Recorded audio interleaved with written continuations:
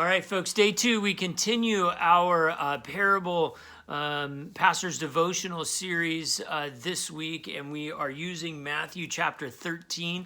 Parables are just oftentimes short, allegory, symbol, metaphorical language. I'm going to tell you a story about this so that you can understand more about this other subject, that what we're actually talking about. Today we're going to be talking about weeds and plants. So we're not actually talking about weeds and plants. We're talking about something completely different. We're just using the weeds and plants as a way of understanding to get a different perspective on this other thing that we're actually talking about. Matthew chapter 13 is where we are all week. And today, verse 24. The parable of the weeds among the wheat. He put before them another parable. The kingdom of heaven may be compared to someone who sowed good seed in his field, but while everybody was asleep, an enemy came and sowed weeds among the wheat and then went away. So when the plants came up and bore grain, then the weeds appeared as well.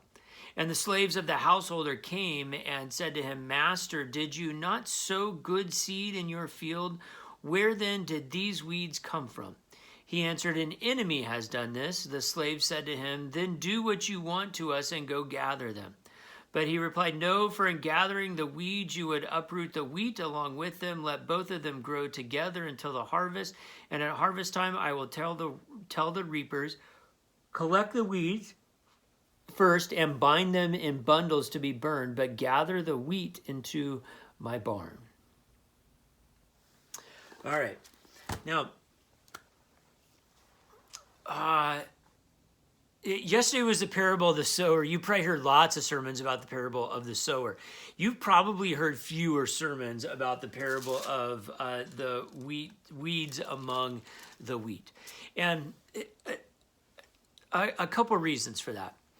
One, it can very easily appear to be a parable about judgment. Well, we don't like judgment, and some of our Christian tradition has sort of gone away from the fire and brimstone that some of you might have heard when you were a child or in younger days in the church, and we moved away from that a little bit.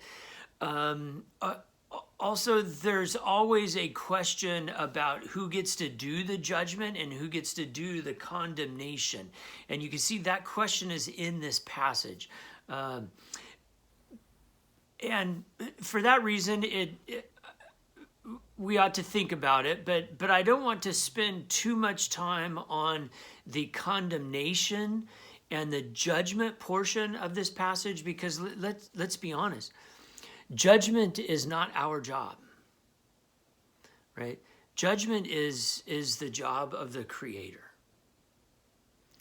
And in fact, any judgment that we do of other people only draws us farther from the Creator if you read Scripture.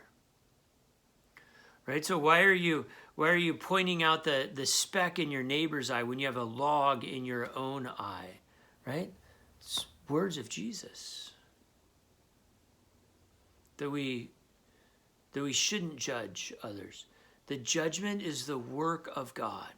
And so I don't want to spend too much time in this devotional on the judgment side of this, but just to say,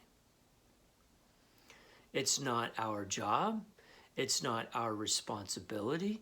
It doesn't make us more faithful. It doesn't put us more in the favor of God. Because judgment is simply one person standing and saying, I am more right or closer or true to God than you are. And God doesn't seem to want us to do that at all. So we're going to leave the judgment up to God. What's really fascinating to me in this passage, and I think one of the things that can be useful to us in terms of a devotional way, is verse 25. It says, while everybody was asleep. Now, In New Testament times, that word asleep, sometimes it was used to literally like people, how can you God? I'm asleep.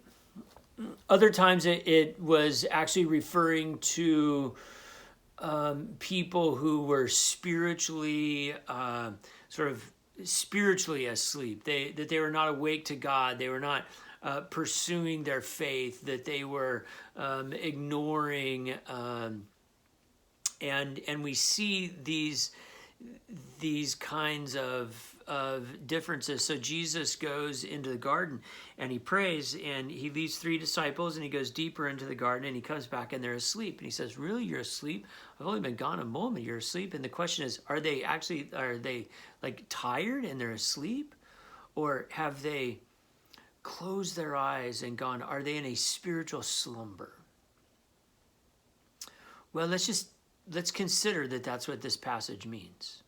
So there's this good wheat, and while the people are in a spiritual slumber, someone has come and sown weeds among the wheat.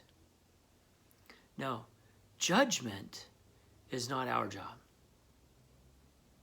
What we can do, though, is we can stay awake. Spiritually, we can stay awake. Spiritually, we can make sure that we don't slumber.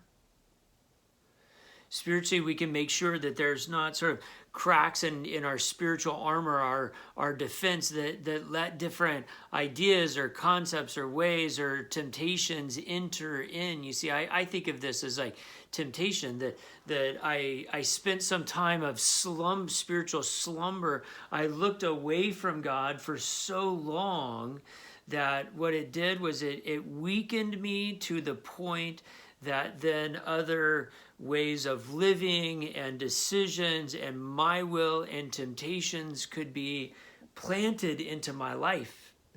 Whereas if I was focused on God the whole time, then many of those weeds would not have been able to be planted and taken root.